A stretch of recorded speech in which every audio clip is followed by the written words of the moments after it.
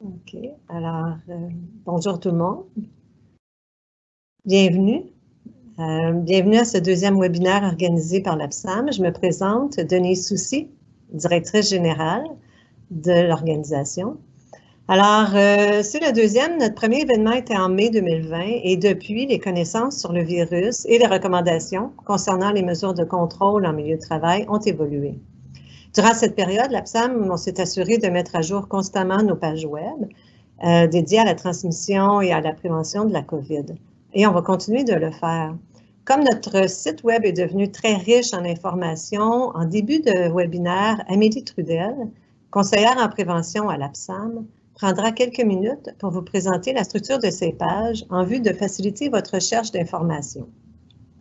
Par la suite, la présentation du Dr Geoffroy Denis vous donnera plus de détails quant aux nouvelles connaissances sur le virus, sur la hiérarchie des moyens de prévention, sur la gestion des cas et symptômes, ainsi que des employés plus vulnérables.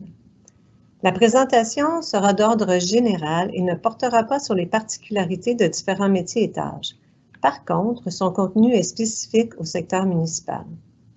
Le webinaire est enregistré et sera rendu disponible de même que la présentation à une date ultérieure sur notre site web. Avant de débuter, voici quelques consignes. En raison du nombre élevé de participants, vous n'avez pas accès au micro. Vous pouvez cependant formuler des questions dans la section « Questions et réponses » à la droite de votre écran. Deux conseillères en prévention de l'APSAM, Annie-Claude Larivière et Hélène Guénette, vont les lire et en choisir quelques-unes que nous poserons au Dr Denis lors de la période de questions ou en cours de route, selon les sujets et les thèmes qui seront abordés. Je tiens à souligner l'excellente collaboration que nous avons tenue de l'INSPQ et du groupe de travail SAT COVID-19 depuis le début de cette pandémie. Cette collaboration nous a permis de rendre disponible rapidement de l'information adaptée pour notre clientèle.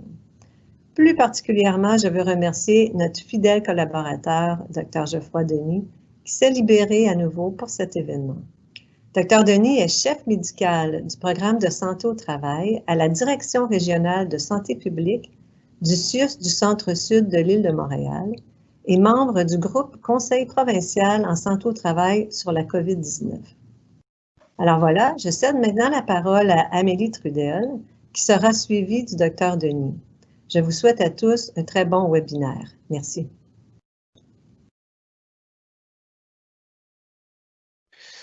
Bon matin tout le monde. En fait, l'idée, c'est de juste rappeler que sur notre site web, vous allez trouver l'ensemble des informations qui sont pertinentes et à jour. Tout d'abord, vous accédez soit par une recherche Google avec coronavirus et APSAM, sinon directement sur la page principale où vous avez accès au virus que vous voyez sur lequel qui vous amène sur le thème principal COVID-19. Quand vous arrivez sur la page COVID-19, vous avez tout d'abord le tableau des mises à jour, en fait, qui est l'endroit où sont identifiés par ordre de date les changements majeurs qui ont été apportés dans l'ensemble de nos pages, avec le lien pour se rendre à la page où il y a les modifications.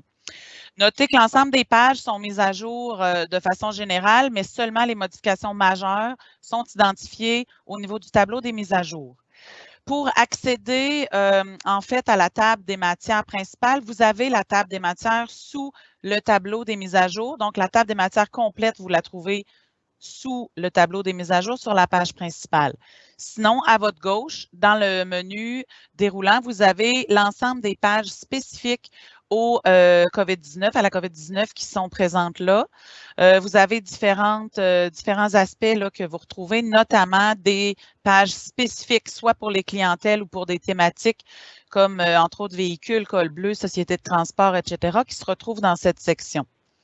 Vous mentionnez quand même que dans la section mesures de prévention généralement recommandées, vous avez le décliné sous ces pages-là, un peu en lien avec la hiérarchie des moyens, donc sous élimination à la source, remplacement, contrôle technique, sensibilisation en présence du risque. Donc, vous retrouvez l'ensemble des pages qui sont classées, là, soit la gestion des cas et contacts, la distanciation physique, l'hygiène des mains, l'étiquette respiratoire, la ventilation. Donc, vous avez ce détail dans cette section de mesures de prévention générale. J'attire aussi votre attention sur la page, notamment reprise et continuité des activités. Vous y trouverez quelques trucs et astuces qui ont été présentés par différents organismes, entre autres municipaux, et d'autres bons coups qui ont été relayés par des collègues ou d'autres partenaires entreprises qui ont mis en place certains moyens efficaces.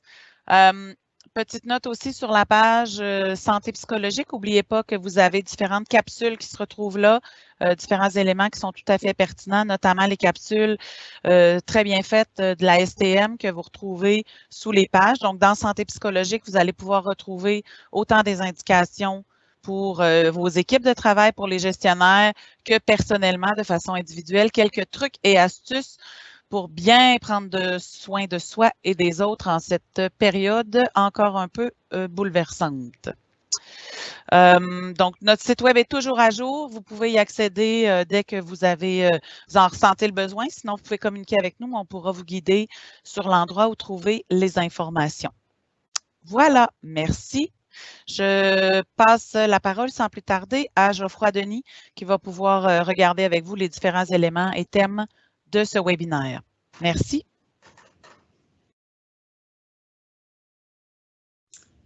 Alors, bien le bonjour et rebonjour, en fait. Bienvenue pour une mise à jour des connaissances. Donc, faire une suite au webinaire qu'on avait fait en mai dernier.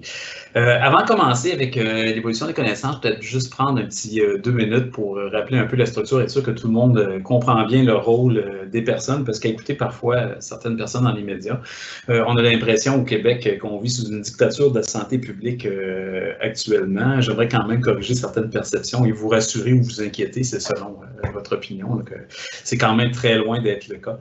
Donc, je fais partie d'un groupe qui s'appelle le GTSAT COVID, comme on en a parlé tantôt. Ce groupe-là regroupe des médecins, des hygiénistes du travail, des gens qui travaillent à la fois pour l'Institut national de santé publique, ce qui n'est pas mon cas, et à la fois pour des directions régionales de santé publique, ce qui est mon cas.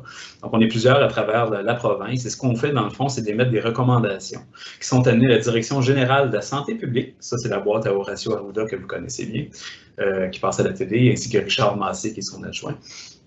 Donc, la DGSP fait partie du ministère de la Santé et consulte le gouvernement, mais le gouvernement prend les décisions. Je tiens à vous rassurer, ce n'est pas la santé publique qui est en train de tout dicter au Québec, donc on fait vraiment des recommandations. Ceci étant dit, donc vous m'avez placé un petit peu dans cette boîte-là. Donc, on fait des conseils, puis la plupart des fiches qui sont présentes sur le site de l'INSPQ qui les héberge, donc les plupart des documents auxquels on va faire référence à travers la présentation proviennent des recommandations de ce groupe de travail duquel je fais partie. Donc, on peut changer la diapositive. On va commencer avec un petit détail, puis on peut déjà aller avec l'animation un cran plus loin, voilà. Donc, le portrait épidémiologique. Pour corriger une certaine perception aussi, ce qu'on entend beaucoup, vous savez qu'on est dans une deuxième vague, je ne prends rien à personne, je pense, ce matin. Donc, au moment dernier bulletin qui était fiable du 11 octobre, on avait 8154 personnes qui vivaient avec la COVID présentement au Québec, ça c'est les chiffres officiels. Vous avez peut-être entendu dans les médias qu'on a une deuxième vague qui semble aussi grosse que la première, et je tiens à corriger en partant cette perception. Donc, en date du 11 octobre, on avait 86 976 cas confirmés au Québec, mais il faut savoir que 78 000 de ces cas-là qui viennent de la première vague. Et il ne faut pas oublier qu'à la première vague, on n'avait pas la capacité de tester qu'on a actuellement. Donc, c'est non seulement une sous-estimation, c'est confirmé par les études sérologiques que EMA Québec a fait. C'est dommage, je profite d'en parler un petit peu parce qu'on parle souvent de ces 88 000 cas-là, mais on est probablement plus proche de 150 000 à 200 000 cas au Québec. Donc non, la deuxième vague n'est pas aussi grosse que la première. C'est vraiment mon opinion scientifique. Parce que dans la première vague, on n'a pas pu tester tout le monde. Il y a même des semaines, les gens l'ont peut-être oublié en mars-avril, où on ne testait que les patients et les travailleurs de la santé parce qu'on n'avait pratiquement pas la capacité de tester les gens dans la communauté. Alors, ce qui est très différent dans la deuxième vague actuellement, notre capacité de tester est beaucoup plus proche, je pense. On est capable de capter la grande majorité des cas. Je pense que c'est l'opinion de la plupart des scientifiques. On ne capte jamais 100% des cas. Mais on pense être beaucoup plus près. Donc, quand on entend parler qu'il y avait jusqu'à tout récemment 1000 nouveaux cas par jour au Québec durant la deuxième vague, on pense qu'on était beaucoup plus proche de la réalité cette fois-ci qu'en mars ou avril. Donc, tout ça pour dire la deuxième vague, pour l'instant, n'a pas l'ampleur de la première, quant à moi. N'a pas eu le même impact non plus dans les CHSLD. Par contre, un impact sur les milieux de travail. Comme dans la première vague, on l'a vu. Donc actuellement, dans le dernier chiffre qu'on avait, on a à peu près 300 milieux de travail qui sont aux prises avec des éclosions actuellement, dont plusieurs sont dans le domaine municipal, paramunicipal. Donc c'est quelque chose qui vraiment devrait vous préoccuper. Aux caractéristiques de la deuxième vague, elle est beaucoup plus le fait des jeunes personnes, ça vous le savez aussi, vous avez suivi les médias. Donc, le virus est plus communautaire cette fois-ci. Alors que la première vague avait beaucoup circulé chez les travailleurs de la santé puis dans les ressources fermées comme les CHSLD, un petit peu dans la communauté quand même. Là, le virus circule quand même pas mal. Puis, ce qui veut dire, s'il circule pas mal, il y a une bonne partie de la force de travail qui est dans la force de l'âge, 66% des cas comme est indiqué ici, et qui sont en âge de travailler. Donc, vos travailleurs sont susceptibles d'amener la COVID au milieu de travail, puis on veut éviter que les milieux de travail deviennent des foyers de propagation. On peut changer la diapositive.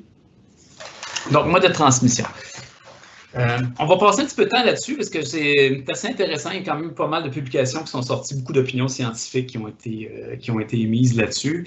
Et je vais peut-être vous étonner ce matin en vous disant que je referai probablement la même diapo qu'au mois de mai, puis je n'ai pas énormément changé d'opinion, à vrai dire, avec tout ce qui a été publié, puis je vais m'expliquer.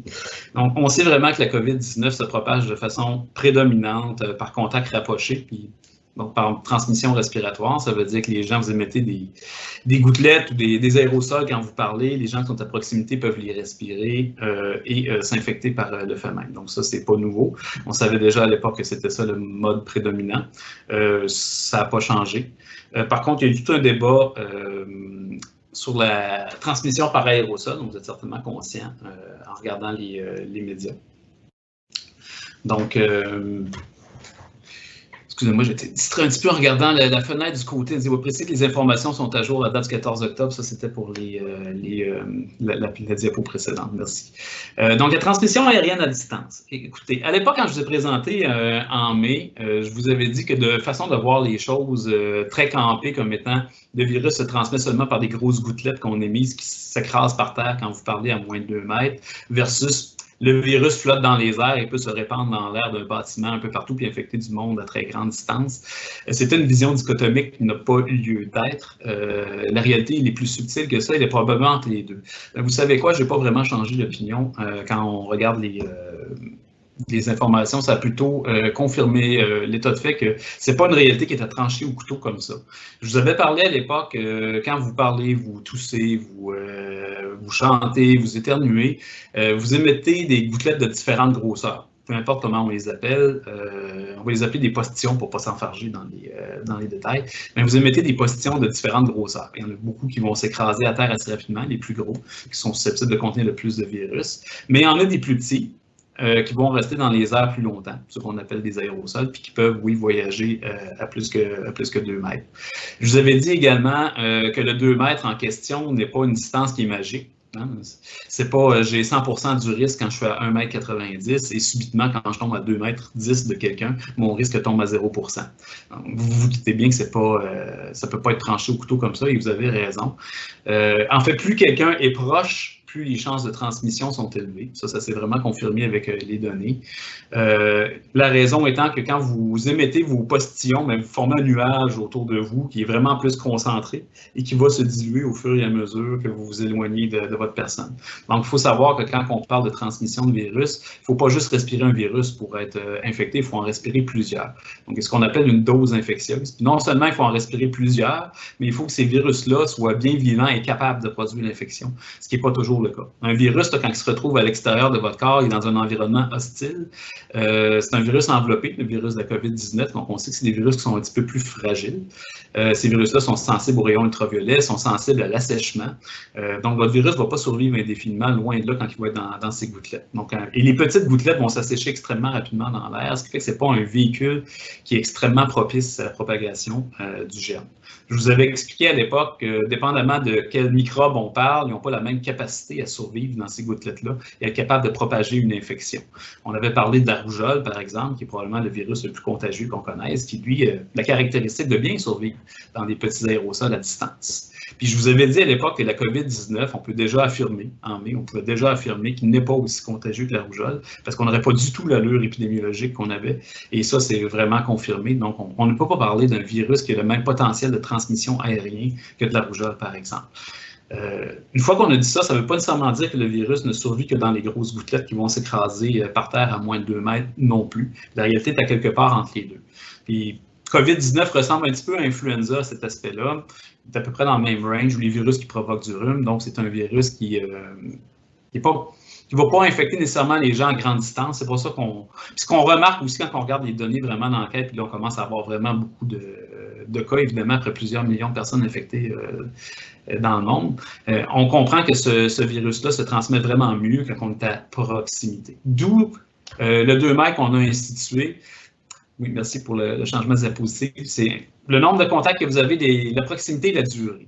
La proximité, le 2 mètres, on l'avait choisi, puis on l'a quand même pas si mal que je choisis que ça dans le fond, au départ, parce qu'il y a beaucoup d'études qui sont venues confirmer, il y a d'autres études qui sont sorties, et on voit vraiment que c'est une distance qui est relativement protectrice. Donc, pas que l'infection est parfaitement impossible au-delà de 2 mètres, la probabilité d'infection diminue drastiquement quand vous espacez. En fait, dès la distance d'1 mètre est atteinte, la transmission est déjà coupée de presque 80%, et même plus. Et quand on atteint le 2 mètres, on a même une marge de sécurité nettement supplémentaire.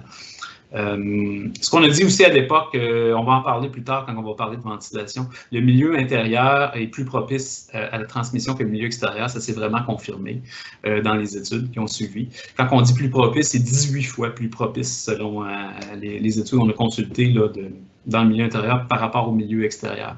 La raison à ça, mais n'oubliez pas, je parlais du nuage qui s'accumule autour d'une personne. Donc, plus vous mettez des personnes dans une pièce, ils vont générer leur nuage autour. Ce nuage-là se propage tranquillement, pas vite, dans la pièce. Évidemment, plus vous avez des personnes qui sont infectées, plus la charge, en guillemets, dans une pièce est susceptible d'augmenter, même au-delà du 2 mètres. C'est une situation qu'on veut éviter.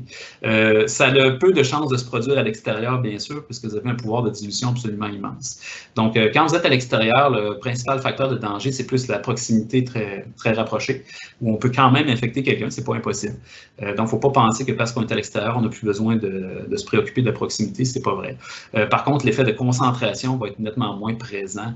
Donc, c'est pour ça même si les gens l'ont plus ou moins bien compris, quand on dit que 250 personnes pouvaient se réunir à l'extérieur, par exemple, ça ne nous préoccupait pas tant que ça si on pouvait maintenir des distances. C'est parce qu'il n'y avait pas de phénomène de concentration qui était possible. Par contre, dans une pièce, c'est une autre histoire. C'est pour ça qu'on va insister beaucoup sur la ventilation tantôt. Peut-être une autre chose avant de changer qui est importante. Non, on revient.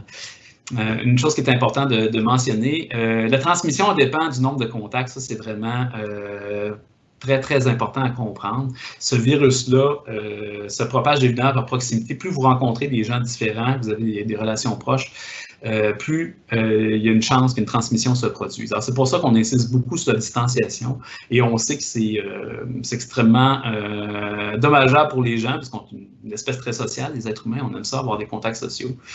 Pourquoi on a tant insisté sur les parties privées, sur le fait d'avoir des soupers? C'est pas parce que l'interaction est intéressante pour vous qu'elle n'est pas à risque, malheureusement.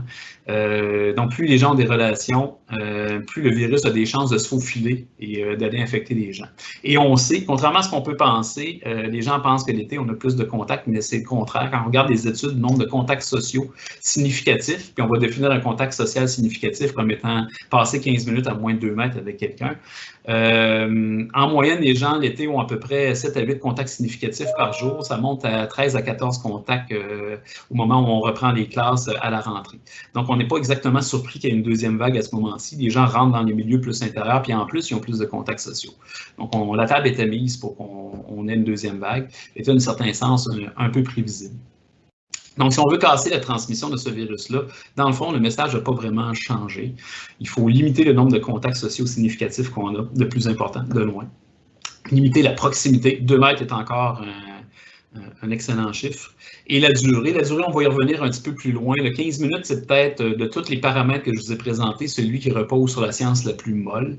Il n'y a pas d'études parfaites qui ont été faites sur la durée de contact. Par contre, ce qu'on peut dire, et ce que les enquêtes épidémiologiques nous confirment aussi, c'est que pour la grande majorité des gens, ça prend un contact d'une assez bonne durée pour favoriser la transmission. Une fois qu'on a dit ça, vous avez probablement suivi les nouvelles aussi, vous savez qu'il y a des événements qu'on appelle de dispersion de masse, les super spreading events. Il y a quelque chose de caractéristique avec ce virus-là qui est moins le cas pour influenza.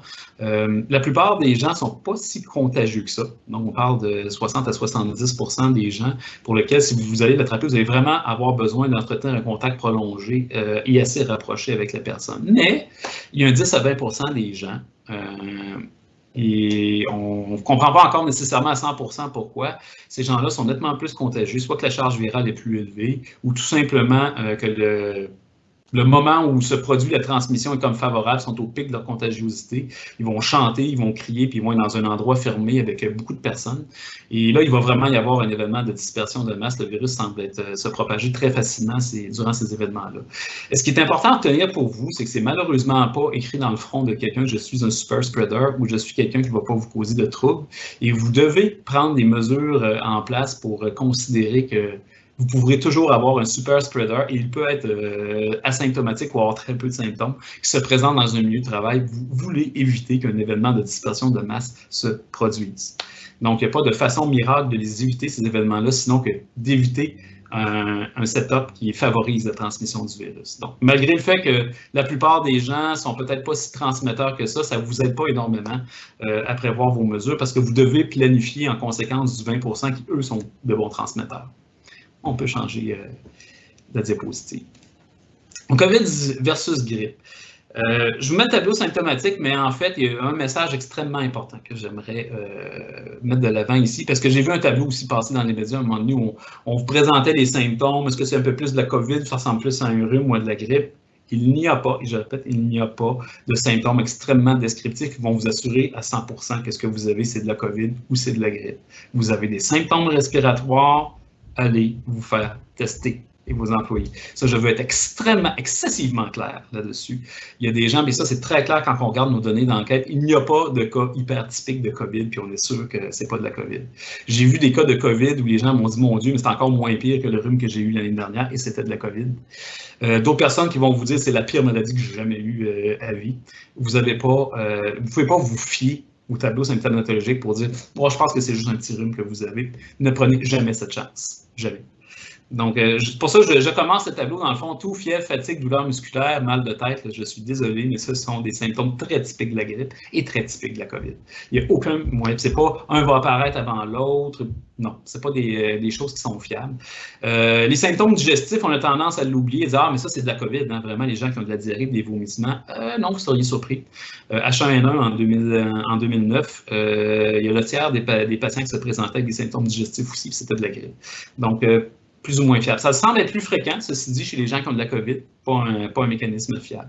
Perte d'odorat, c'est peut-être le symptôme le plus prédictif de la COVID actuellement. Ça, c'est très, très clair. Quelqu'un qui vous dit qu'il y a une altération de l'odeur et du goût, c'est très fortement suggestif de COVID. Mais, ceci étant dit, la perte d'odorat causée par des virus, ce n'est pas un phénomène qui est nouveau. Il y a d'autres virus du rhume, puis ça arrive même des fois dans la grippe, même si c'est plus rare. Donc, encore une fois, ce n'est pas parce que vous avez une perte d'odorat, ah là, je suis sûr que c'est de la COVID, c'est pas de la grippe.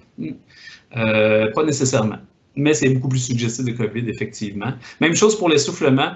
Oui, il y a beaucoup plus de gens qui ont de la COVID qui vont rapporter de l'essoufflement que de la grippe. Mais pensez-y, il y a des gens qui décèdent de la grippe. Quand les gens décèdent de la grippe, c'est parfois d'une pneumonie virale et ça s'exprime aussi par de l'essoufflement.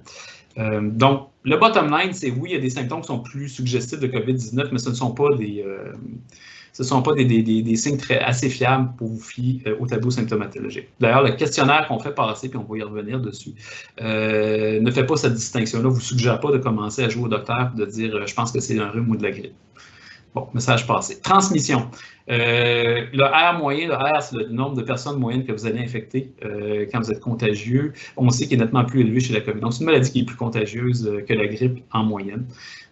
Donc, pour le prendre au sérieux. Malgré le fait que je vous ai dit tantôt, la plupart des gens ne sont pas nécessairement très contagieux, mais quand vous tombez sur quelqu'un qui est contagieux de la COVID, il est contagieux pas à peu près.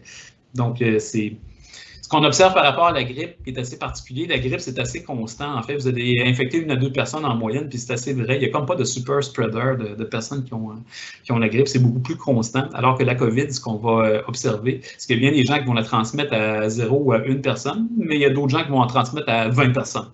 Donc, quand on regarde en moyenne, ça donne 4 à peu près par cas. La mortalité, maintenant, on compte un peu plus les cas. On sait qu'il y a des cas asymptomatiques. Peut-être le chiffre précis pas encore vraiment connu. Disons que les meilleurs estimés scientifiques sont en bas de 50% des cas, parce qu'on avait des chiffres, là, quand je vous ai rencontré en mai, ça allait de 10 à 90% des cas asymptomatiques. On dirait que ça commence à se préciser quand même en bas de 50%. Parce que des vrais cas, il y a beaucoup de cas, par contre, sont des symptômes un petit peu plus légers. Ce n'est pas des vrais cas asymptomatiques, mais les symptômes passent facilement inaperçus, donc il faut faire attention à ces cas-là. Donc, on sait maintenant, quand on compte tous les cas avec les études sérologiques, que la vraie mortalité, on appelle la mortalité d'infection, c'est-à-dire quand les gens ont attrapé le virus, c'est plus aux alentours de 0,5 à 0,7%. Ce qui peut vous apparaître peut-être, ça c'est overall, incluant toutes les strates d'âge. Donc, ça peut vous paraître peu, mais c'est quand même relativement élevé. C'est au moins 10 fois plus fort qu'une bonne grippe saisonnière. Fait que les gens qui vous disent que c'est juste une mauvaise grippe, non, pas tout à fait. C'est vraiment une maladie qui est plus sévère, donc c'est pour ça qu'on s'en préoccupe beaucoup. Et évidemment, on a un vaccin pour la grippe, on n'a pas de vaccin pour la COVID-19 encore. On va revenir un petit peu là-dessus. On peut changer de diapositive. Donc, développement de vaccin contre la COVID-19, on en parlait un petit peu. Les gens attendent ça comme étant le miracle qui va nous sortir enfin de cette phase-là. Je pense que ça va être un instrument extrêmement intéressant pour le sortir, mais ça ne sera probablement pas aussi rapide et décisif que vous l'imaginez. D'abord, première chose, la plupart des essais cliniques qui sont en cours, il y en a 9 candidats actuellement de vaccins qui sont en phase 3. Puis la dernière phase avant la commercialisation, normalement, d'un vaccin, qui sont vraiment en train d'étudier un gros groupe de personnes pour voir si le vaccin est efficace. On va avoir les résultats probablement en février-mars pour la plupart de ces essais-là. Donc, ce ne sera pas en janvier, puis non, désolé pour Donald, ce ne sera pas avant le 4 novembre pour l'élection aux États-Unis, très invraisemblable. Donc, ça ne sera pas si rapide que ça. La journée qu'on a la réponse, évidemment, en mars-avril, ça ne veut pas dire que le lendemain, on s'en va se faire vacciner dans la clinique du coin. Ça va prendre vraiment énormément de temps à vacciner tout le monde. Il faut d'abord avoir un bon vaccin. On n'est pas encore certain que le vaccin va être le miracle qui va tout sauver de la COVID. N'oubliez pas que la COVID, maintenant, on sait qu'il y a des cas de réinfection possibles. On sait que l'immunité contre les coronavirus, normalement, elle dure quelques mois à 1 an. En toute probabilité, ça risque de prendre plus qu'une dose de vaccin, connaissant ça, pour en arriver à bout. Donc, non seulement ça veut dire qu'il faut vacciner des millions de personnes, mais il faut probablement leur donner plus qu'une dose de vaccin. Et on est en réflexion sur la stratégie de vaccination qu'on va utiliser. Elle n'est pas encore parfaitement arrêtée. Mais une chose qui est pratiquement certaine, c'est qu'on parle de plusieurs mois avant de vacciner une partie importante de la population du Québec. Donc, si on a les résultats en mars-avril, vraisemblablement, on va être dans le gros de la vaccination dans 1 an, au moment où on se parle, donc en septembre-octobre 2021, avant qu'on soit... Ce qui veut dire, j'espère pas trop en refroidir des personnes, ça veut dire qu'on est là-dedans pour encore plusieurs mois. Ça, c'est le bottom line qu'il faut retenir. Puis l'autre bottom line, c'est que le vaccin ne va pas solutionner tout du jour au lendemain. Ça va être vraiment très progressif. On est là-dedans pour 2021, malheureusement, je vais vous dire. On va continuer sur le même thème que 2020. Mais évidemment, on va apprendre à vivre avec ce virus-là un peu plus. Il y a quelqu'un qui posait la question quel est le pourcentage de complications sévères. Ça dépend vraiment du groupe d'âge dans lequel vous êtes. Donc, si vous avez moins de 50 ans, vos chances de décès, en fait, sont inférieures à 0,4 %. Complications sévères, en fait, qui vont mériter une hospitalisation, on parlait de 5 à 10 %, probablement moins que ça pour les gens de 50 ans. Mais dès que vous montez en strate d'âge, passez à 60, 70 ans, donc ça accélère vraiment beaucoup. Passé 60-70 ans, souvent, il y a une personne sur 4 qui va devoir être hospitalisée. En haut de 90 ans, c'est une personne sur 4 qui décède carrément. Donc, vraiment, là, la courbe elle est très marquée par l'âge et les conditions chroniques qui vont souvent un petit peu ensemble. Là, mais c'est vraiment ça. Donc, ça dépend vraiment de l'âge auquel vous êtes. Mais un point qui est peut-être à marquer aussi, on regarde beaucoup la mortalité quand on parle du coronavirus, mais tout l'aspect, quel va-t-il en être des séquelles à long terme pour lesquelles on a encore beaucoup de questions sans réponse. Puis je vous inviterai à beaucoup de prudence de ce côté-là, parce qu'on sait qu'il y a quand même un certain pourcentage de gens qui se rendent à l'hôpital, qui ont besoin d'oxygène, qui vont peut-être avoir des cicatrices sur les poumons.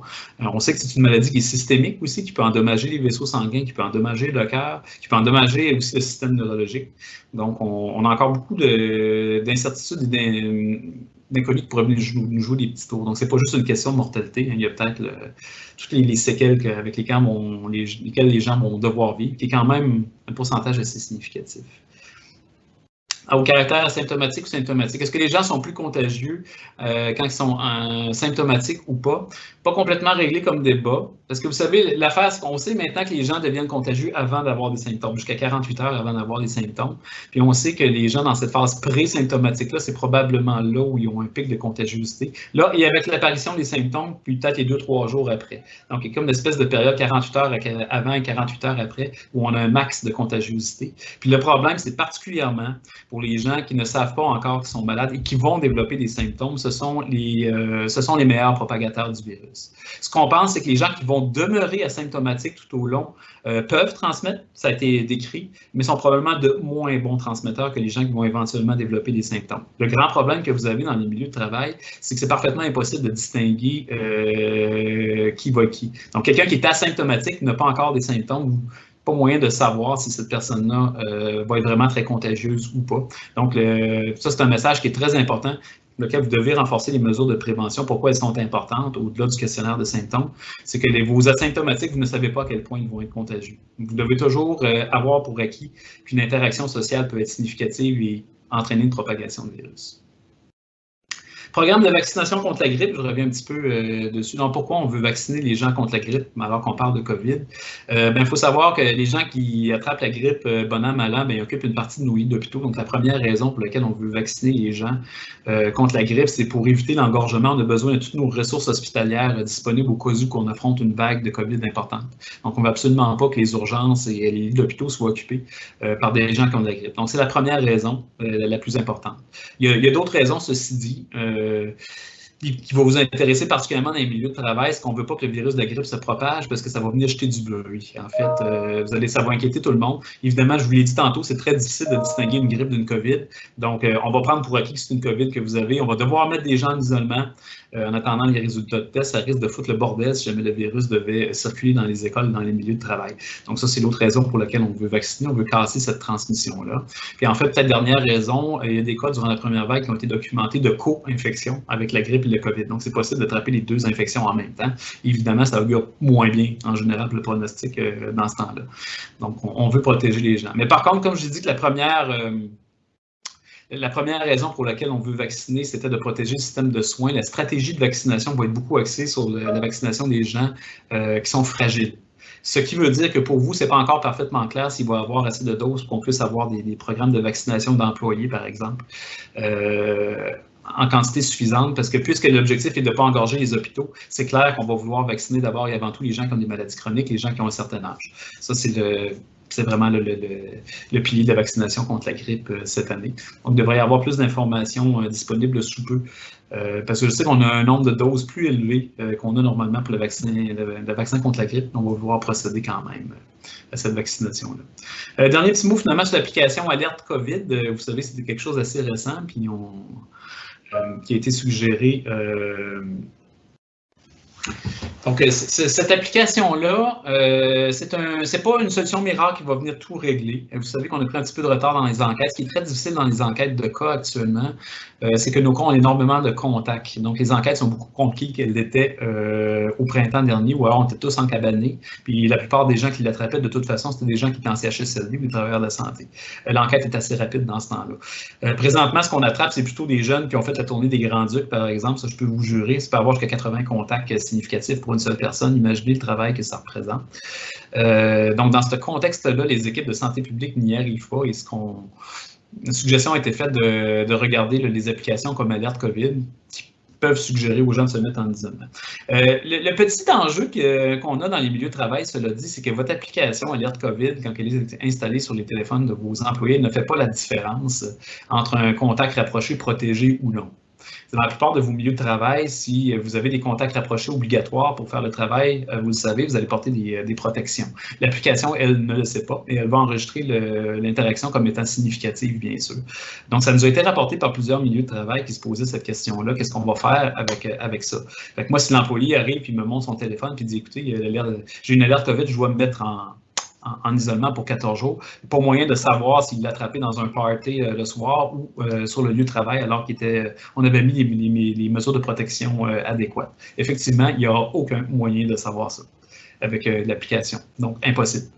Puis dans le doute, on va vraiment vous suggérer, vous devriez isoler la personne. Elle devrait être en isolement pour 14 jours. Cela dit, avant de paniquer, on a quand même un peu de recul avec les gens en Ontario qui l'ont installé, cette application-là, depuis longtemps.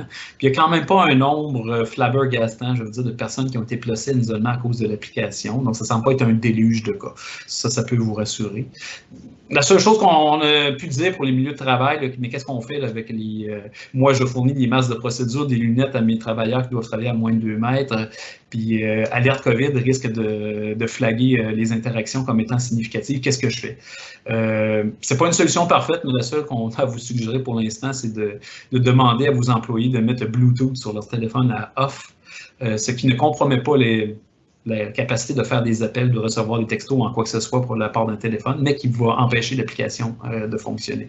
Malheureusement, il n'y a pas de switch on-off dans l'application Alerte COVID. Donc, il faut vraiment y aller avec le Bluetooth de l'appareil. Et je sais que ça va être extrêmement difficile à faire respecter, mais on n'a pas d'autre solution miracle, je vous dirais. Si vous voulez avoir une politique de vos employés ne devraient pas avoir leur téléphone personnel avec eux quand ils travaillent, ça vous regarde un petit peu, donc vous aurez moyen de réfléchir à cette situation-là. La seule chose que je peux vous dire, c'est qu'il n'y a pas moyen dans l'application de savoir quel genre de contact on a. C'est parfaitement anonyme. Ils ont très bien réussi leur coup de ce côté-là. On n'a aucune idée du contexte de l'interaction quand l'application nous la donne. C'est impossible, ni pour nous, ni pour personne, de retrouver cette information-là.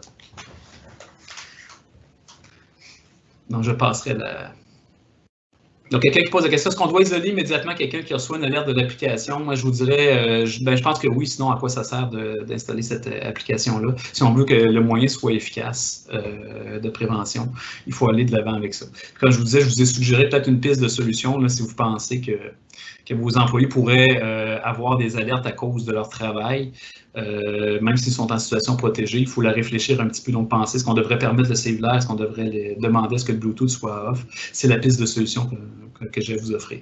Par contre, si quelqu'un vous arrive avec l'application, vous dit j'ai une alerte, moi je pense que je mettrais les gens en isolement parce que vous ne savez pas d'où vient cette interaction-là. Il y a des bonnes chances qu'elle soit significative, donc c'est l'objectif de l'application en fait. Donc, il y a des gens, ça va peut-être répondre à certaines questions d'avance par rapport à la vaccination de la grippe. Si quelqu'un fait vacciner et il développe des symptômes suite à ce vaccin-là, qu'est-ce que je dois faire? Moi, je ne prendrais pas de chance parce qu'on ne peut pas être sûr à 100% que c'est vraiment à cause du vaccin qu'il y a eu des symptômes. Donc, peut-être vous laisser un 24 heures pour voir comment la personne évolue. Normalement, quand on a des symptômes suite à un vaccin, ce n'est pas si fréquent que ça. Surtout que le vaccin de la grippe n'est pas un vaccin vivant. C'est un vaccin qui est tué. Donc, quand il y a des réactions, elles sont en général très transitoires et très limitées. Donc, si les gens font de la fièvre, je voudrais peut-être faire de la fièvre, ce serait un motif à aller passer un test quand même. Mais si c'est d'autres symptômes, je suis un petit peu de malaise, peut-être le temps de 24 heures, souvent les symptômes vont être passés. Puis la personne pourrait réintégrer le travail pour la suite. Si vous avez quelque chose qui semble perdurer plus que 24 heures, je ne prendrais pas pour acquis que c'est à cause du vaccin.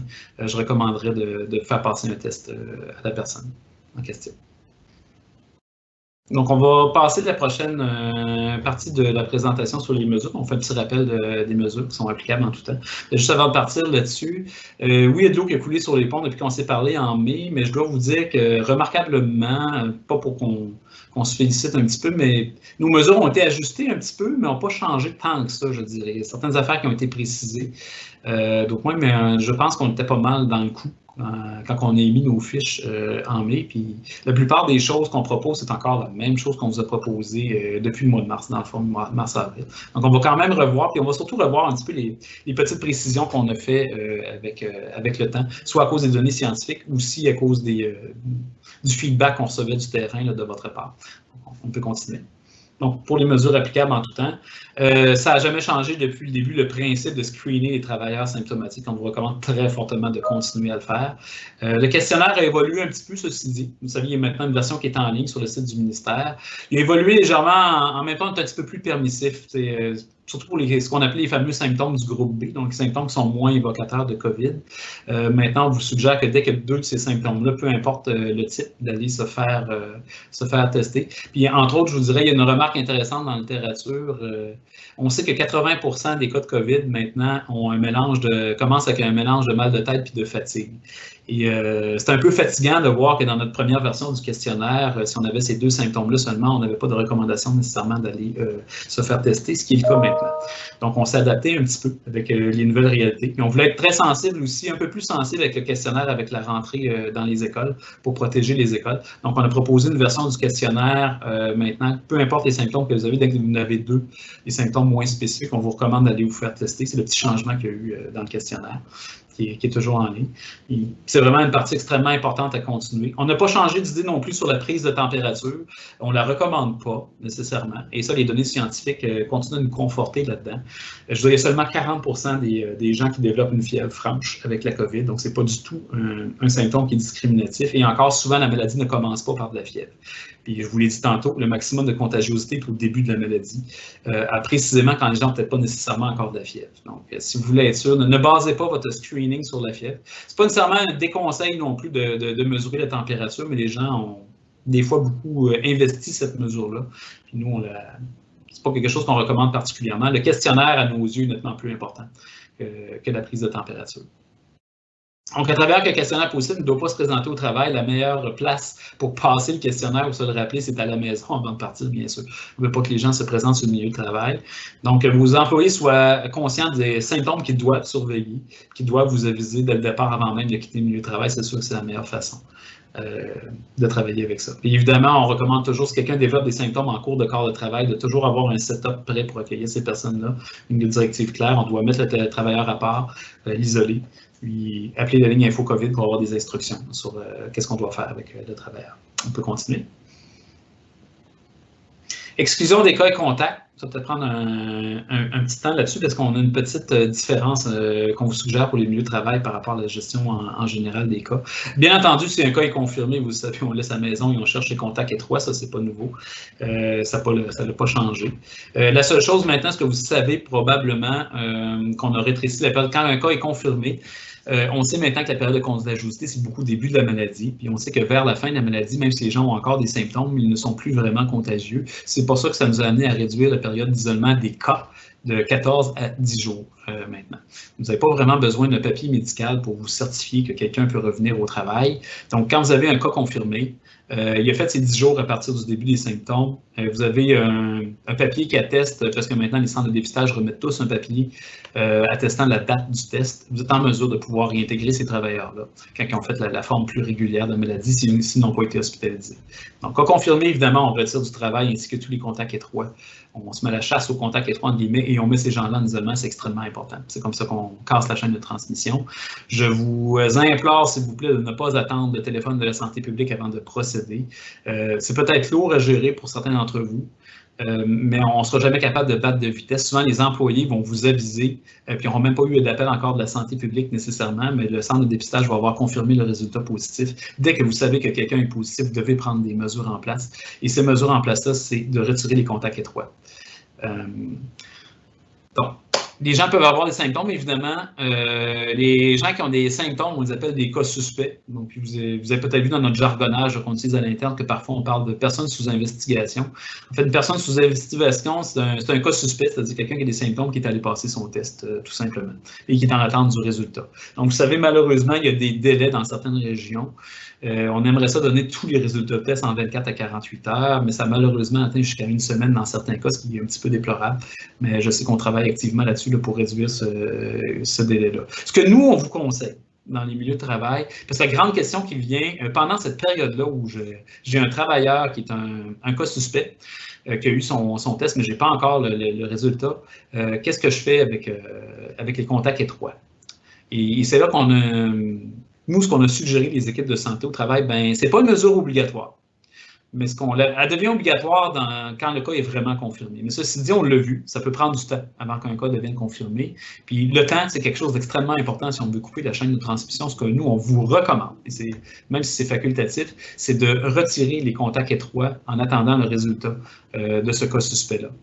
Et quand on est au travail, en principe, quand vous y pensez bien, si vous appliquez les mesures qu'on vous recommande de mettre en place, il ne devrait pas y en avoir tant que ça, des contacts étroits sur les milieux de travail.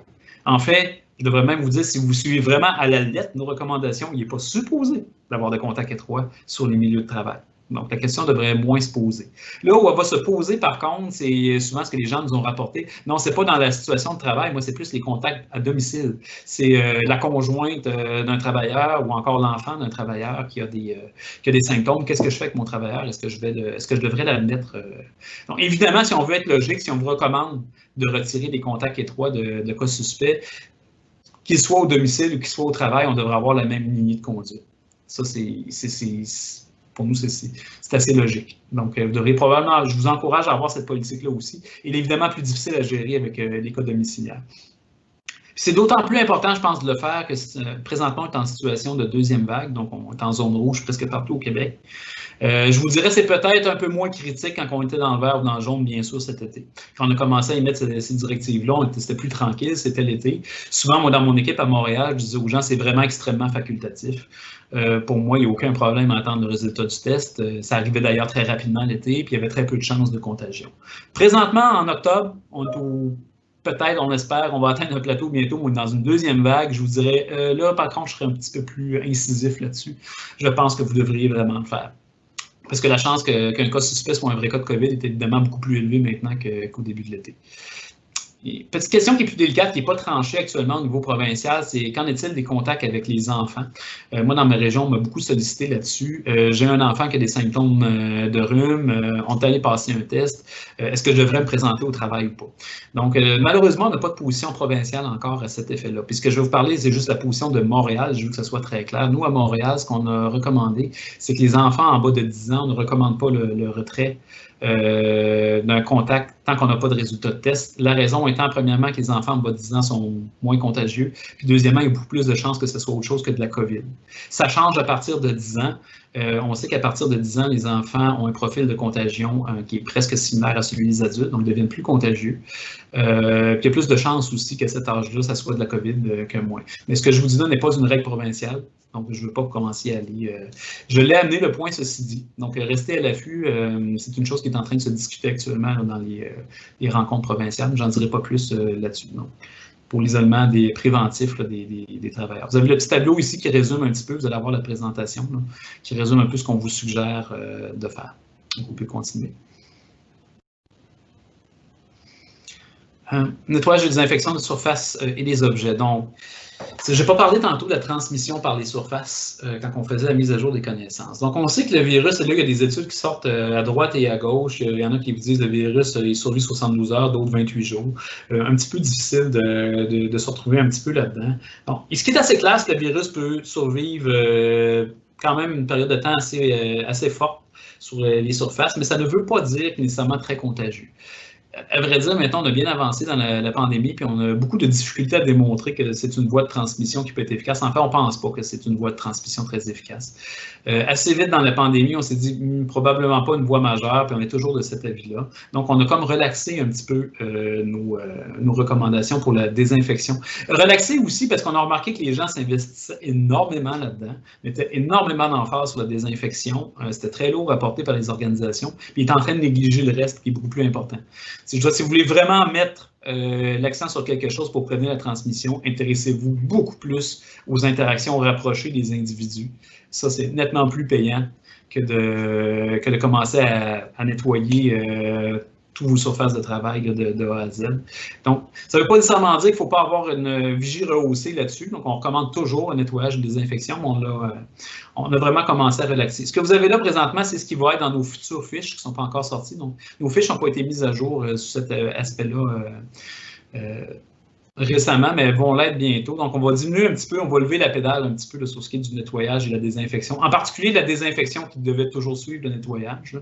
Donc, on va recommander de nettoyer fréquemment les surfaces, en particulier les surfaces high touch, donc les poignées de porte ou ces choses comme ça, les choses qui vont être touchées par plusieurs personnes. On sait que ce n'est pas un virus qui est très résistant. Donc, la plupart des détergents vont venir à bout de ce virus-là. Donc, ce qui est vraiment plus important, plutôt que de suivre un grand protocole de désinfection, moi, je préfère que vous nettoyiez de façon façon compulsive un petit peu plus fréquente avec quelque chose de simple comme du savon, nettoyer rapidement, que de dire je vais faire une désinfection de la barre avec 15 minutes d'attente en suivant les recommandations. C'est nettoyage plus désinfection, mais je vais le faire une fois par jour ou par 2 jours. Donc, vous nettoyez fréquemment, puis on recommande une désinfection par jour au minimum pour ces surfaces-là. Donc, une vraie désinfection en suivant toutes les recommandations du fabricant. De ne pas surinvestir cette idée-là parce qu'il n'y a pas de transmission vraiment très bien démontrée par le contact de surface, même si on se doute que c'est quelque chose de possible. Donc, évidemment, tout ce qui est objet partagé, la première solution, c'est de partager le moins possible. Donc, toujours réduction à la source. Mais si vous êtes vraiment obligé de partager, évidemment, on comprend les véhicules, donc on ne pourra pas avoir un véhicule par personne. Il y a des objets qu'on va devoir aussi. Bien évidemment, c'est toujours le principe du nettoyage, suivi d'une désinfection, si possible, avant la transmission de l'objet ou du véhicule en question à une autre personne. Donc, ça demeure, ça n'a pas changé. On peut continuer.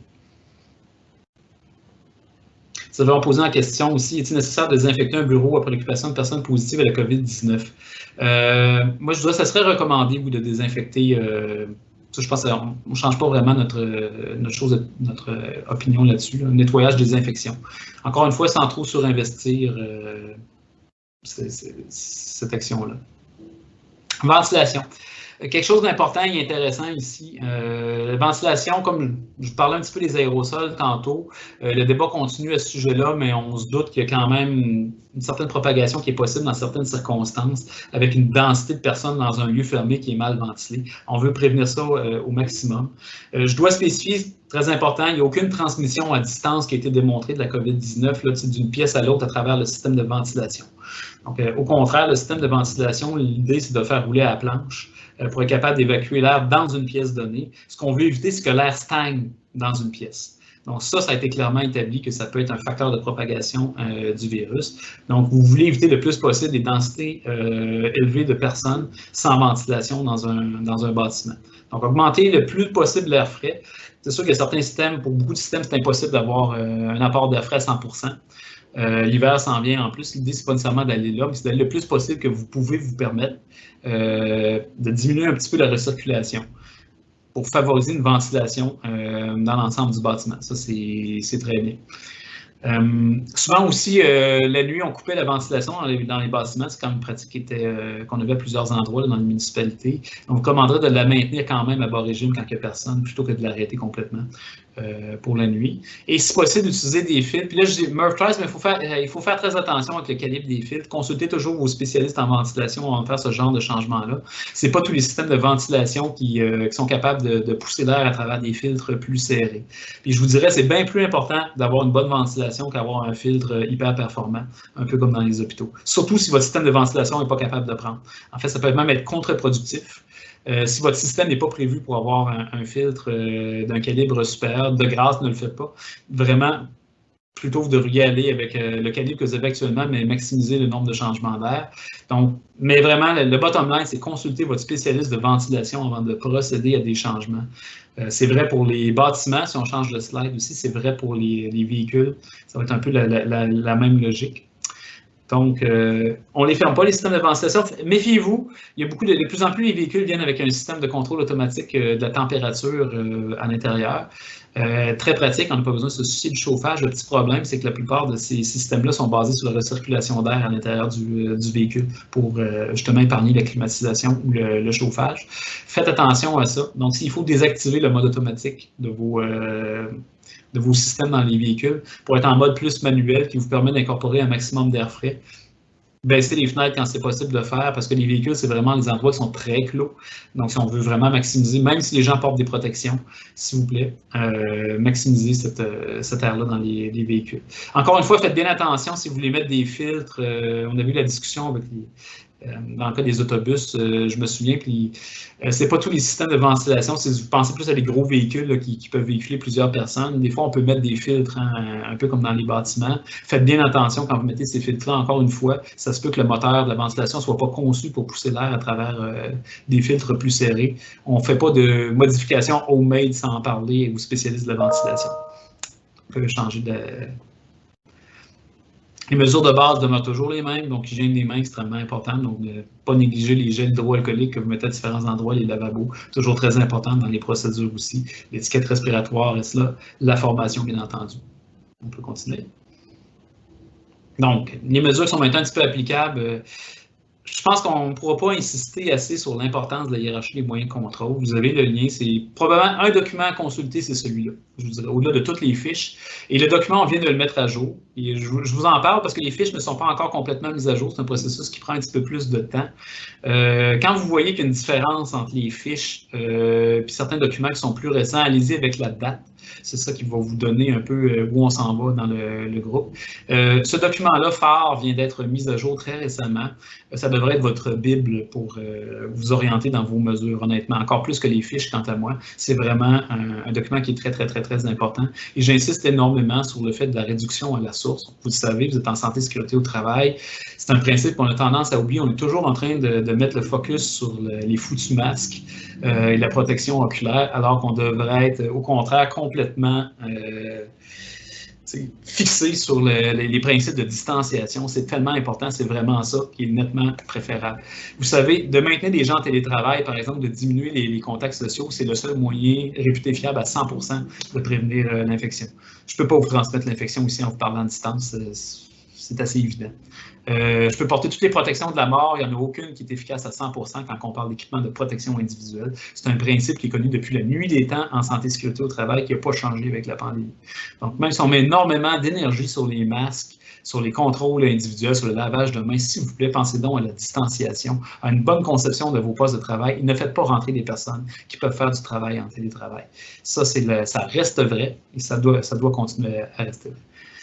Donc, je n'ai parlé, privilégier le télétravail. Donc, la fameuse cible de 25%, puis est-ce qu'on doit respecter ou pas, j'ai écouté.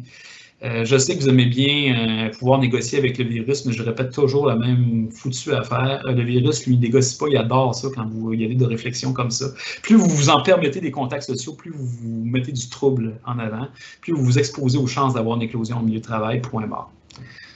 Donc, réduisez vos activités sur les lieux de travail à celles qui sont jugées essentielles. Évitez les réunions en présence. Écoutez, moi, ça fait maintenant 6 mois que je travaille, vous voyez, je suis présentement dans mon bureau personnel, je suis en télétravail 90-95% du temps dans les fonctions que je fais, et vous savez quoi, ça marche vraiment extrêmement bien une fois qu'on est habitué.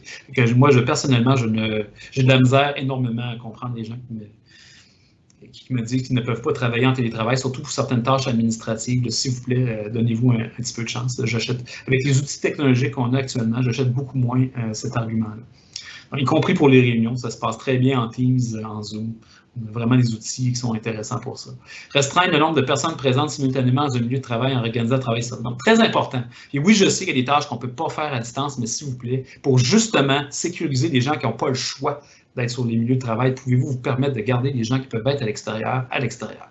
Ça, c'est un principe qui est extrêmement important. Et les éclosions dans les milieux de travail, ce qu'on pratique un télétravail, il n'y en a pas. Ça ne me surprend pas, évidemment. Donc, on est capable de maintenir un nombre faible de personnes en présence au niveau administratif. On a très peu de problèmes dans ces environnements-là. Privilégier et maintenir des petites équipes stables. Ça, c'est aussi un autre grand principe d'éviter puis vous pouvez l'appliquer dans toutes les différentes équipes, de toujours réfléchir à garder le plus possible les mêmes personnes en même temps. Ça n'a pas changé, c'est toujours aussi une pratique qui est très, très efficace. Éviter les contacts directs, évidemment. Réorganiser les espaces physiques pour maintenir le 2 mètres, ça n'a pas changé. On voit comment toujours de maintenir la même chose. On peut continuer. C'est impossible d'installer une barrière physique. Juste un petit point sur la barrière physique. Je pense vous l'avoir dit à l'époque et je persiste là-dedans. D'installer une forêt de cubicules avec des plexiglas à 2 mètres de hauteur pour pouvoir cramer 100 personnes dans une même pièce, c'est peut-être pas l'idée du siècle. Vous courez quand même certains risques avec ça, surtout que je parle de forêt de cubicules parce que c'est des gens, quant à moi, qui pourraient être en télétravail, ça ne remplace pas. La barrière physique, pour moi, c'est déjà un niveau en dessous dans la hiérarchie des moyens de prévention. Pour les gens qui ont vraiment besoin d'être sur place, par contre, ça peut être quelque chose qui est extrêmement important, qui ne devrait pas se faire nécessairement au détriment du 2 mètres, quant à moi, qui devrait être quelque chose qui doit vraiment rester sur place. N'oubliez pas aussi que le problème avec les forêts de plexiglas, c'est que ça peut nuire à la ventilation globale dans une pièce. Encore une fois, si vous avez des modifications à faire, parlez-en vraiment avec des ingénieurs en ventilation. parce que des fois, ça peut être contre-productif d'installer ça. Par contre, quand c'est bien installé, une bonne barrière peut être très efficace pour prévenir des risques. Donc, je ne vais pas minimiser l'importance que ça a, mais je vous dis en même temps, ce n'est pas la solution miracle. Puis, comme je vous dis, faites attention aux forêts de plexiglas. C'est pas l'idée de cramer le plus possible un nombre élevé de personnes dans une pièce sous prétexte qu'ils sont enfermés dans leur cubicule en plexiglas. Dernière chose, puis on peut continuer. Équipement de protection individuelle. Donc, on va en parler un petit peu, mais vraiment, je vous disais tantôt, c'est vraiment la chose, quant à moi, le dernier rempart, c'est de vraiment être perçu comme ça. Port du masque de procédure ou masque médical, je reviendrai un petit peu tantôt là-dessus. Il y a beaucoup de personnes qui sont peut-être un peu mélangées avec ça.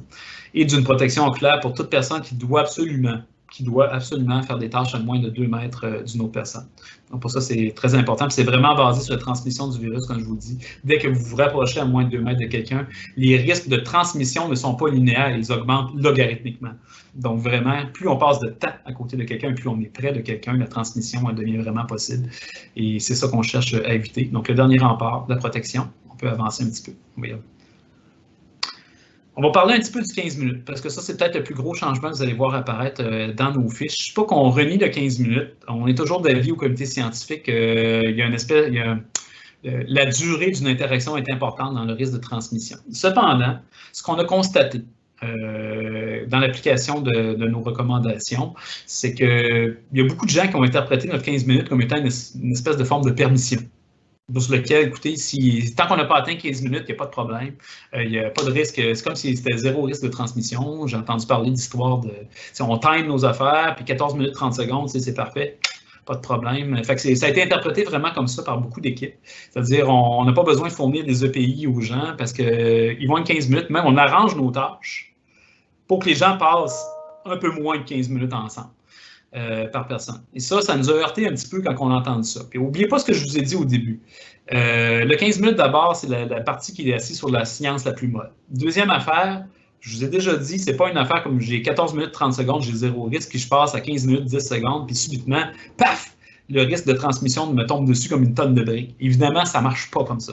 C'est-à-dire, plus vous passez de temps à côté de quelqu'un, plus vous avez des chances d'avoir une infection. Alors, pour nous, quand on a entendu parler de ça, au GTSAT, on s'est dit que ça ne respecte pas l'esprit de ce que nous, on voulait aller avec cette mesure-là. Pourquoi on avait mis le 15 minutes au départ? C'est parce qu'on ne voulait pas tomber dans l'excès inverse aussi. On voyait très bien ça, les choses arriver. Quelqu'un qui croise quelqu'un dans un couloir vraiment 2 secondes, puis ça y est, j'ai besoin absolument d'un masque. Si on ne mettait pas de durée de temps, les gens, on aurait fait à croire aux gens que, écoute, un contact instantané peut transmettre l'infection, ce qui n'est peut-être pas l'idée non plus. Donc, comment jongler un petit peu avec tout ça? Ce qu'on s'est dit, qu'on voulait éviter un peu cette négociation-là. Puis l'autre chose qu'on s'est rendu compte aussi beaucoup, les syndicats, entre autres, nous ont énormément parlé de ça, c'est que, vous savez, le 15 minutes, c'est assez difficile à mesurer dans un... Puis les gens ont tendance à sous-estimer le temps qu'ils passent dans une interaction significative. Donc, si on résume tout ça, nous, le 15 minutes, c'est encore une borne qui nous apparaît assez logique, mais par contre, elle est difficile à faire respecter, puis on travestit un petit peu des fois cet esprit-là. Donc, notre nouvelle recommandation, qui est un peu plus simple dans certains sens, c'est vous avez du travail à faire à moins de 2 mètres, port du masque de procédure et des lunettes, point barre. Donc, commencez pas à sortir les chronomètres pour savoir si on atteint 15 minutes ou pas. Ceci étant dit, on veut préciser une certaine affaire. Donc, les interactions brèves à moins de 2 mètres, comme croiser une personne justement dans un corridor, ce n'est pas pour nous, à notre avis, une situation où il y a un risque de transmission qui est vraiment pas très élevé, le risque qui est proche de 0, en fait, quand on fait juste ça.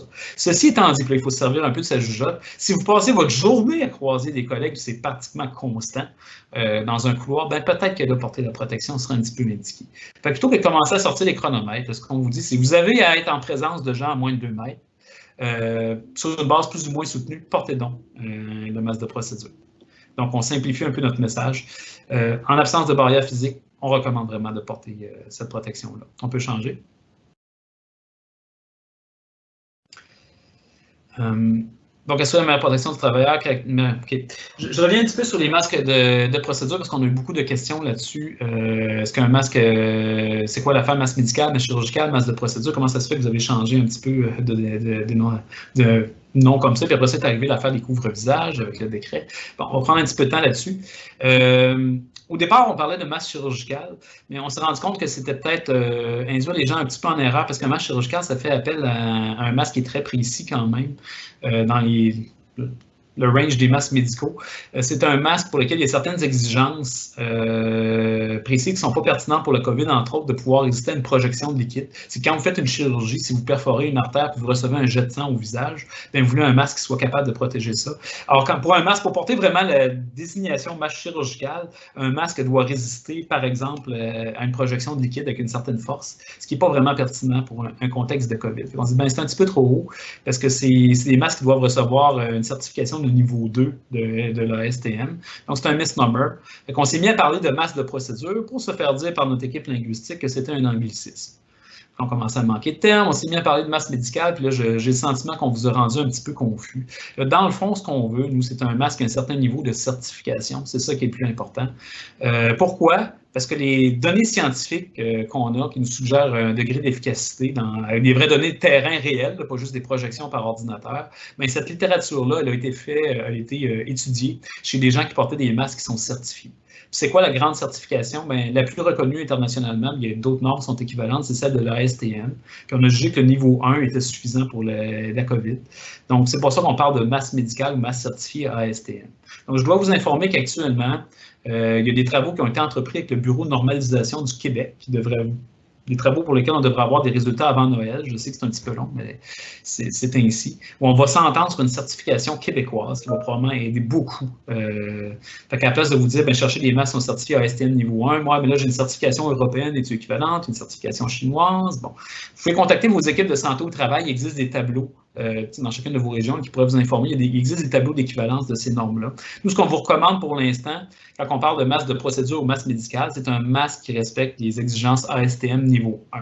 Ça, c'est vraiment la recommandation qu'on a. En attendant que le BNQ au Québec, on est sur le board, on est en consultation avec eux. On va vraiment développer une norme qui est très pertinente pour le Québec. Parce que vous voyez, l'enjeu avec la norme ASTM1, c'est qu'un peu comme pour le masque chirurgical, il y a des points techniques de cette norme-là qui ne sont pas nécessairement pertinents pour la COVID-19, l'inflammabilité, entre autres, puis justement la résistance aux projections de liquide. Donc, on pourrait probablement avoir une norme qui est légèrement plus relaxe que celle de ASTM niveau 1, qui serait quand même protectrice, qui est surtout sur le taux de filtration et la respirabilité des masques. On essaye d'avancer de ce côté-là. Mais en attendant, gardez en tête ASTM niveau 1 ou l'équivalent. C'est ce qu'on recommande quand on parle de masque de procédure / médical. Donc, ça ne va pas nécessairement être des masques vraiment qui ne peuvent être utilisés qu'en hôpitaux. Ce n'est pas nécessairement ça le but. C'est vraiment la norme qui est le plus important. Donc, pourquoi le couvre-visage, on ne l'a pas intégré pour les travailleurs? Mais c'est parce que le couvre-visage est vraiment Quand je parle de couvre-visage, je parle des masques en tissu que vous pouvez acheter sur Internet de différents fabricants différents.